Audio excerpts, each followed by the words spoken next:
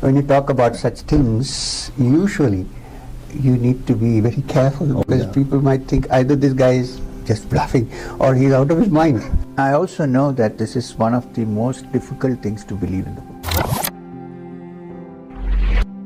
They can take it or leave it. For me, it's very real because you have no idea, for a young man of 20 in the middle of the forest in a Arundhati cave, suddenly face to face with something which looks like a snake but speaks. The first time I had an encounter, I was really scared. Sure. I can't deny that, because can you imagine a snake talking to you? No. It would be terrible. It's like you see it only in fiction movies.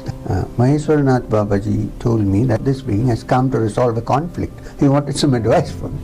And afterwards I have learned that there are many worlds. It's a height of arrogance to think that in this little, whole stellar system of which we are just like a particle of earth, to say that life only exists in this little earth is, I think, a very arrogant attitude for a human being. There are realms which are not known to normal human beings, to mankind, and where astronomers' telescopes still cannot reach because they may be light years away.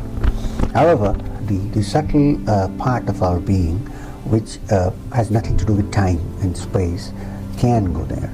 I don't think anybody is going to reach there at some point in a rocket because it's so many time years away. You can't go there with your physical body. You see, human beings have not only the physical body, but they also have a subtle body which fits into the physical and looks very much like the physical, except a little more glorified than the physical.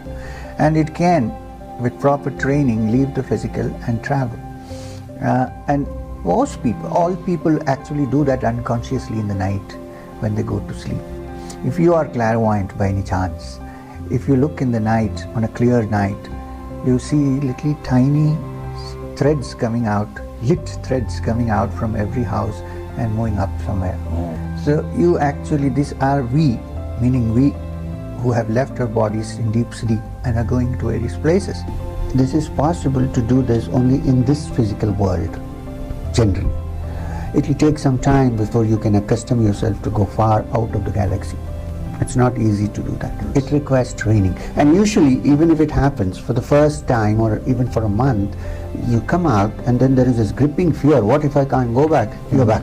Half a second. You see, there are worlds where there are beings who don't look like us.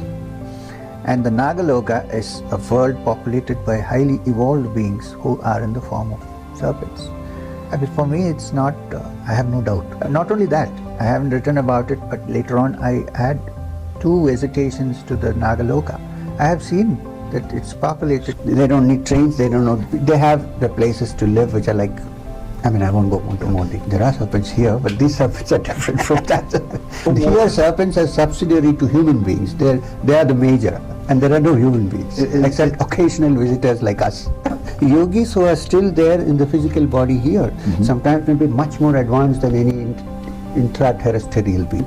If you want to go back several years ago, when Shirdi Sai Baba left his body for 3 days and came back, and when they asked him, where were you, what were you doing, he said, in some other planet there was some crisis and I just went to sort it out.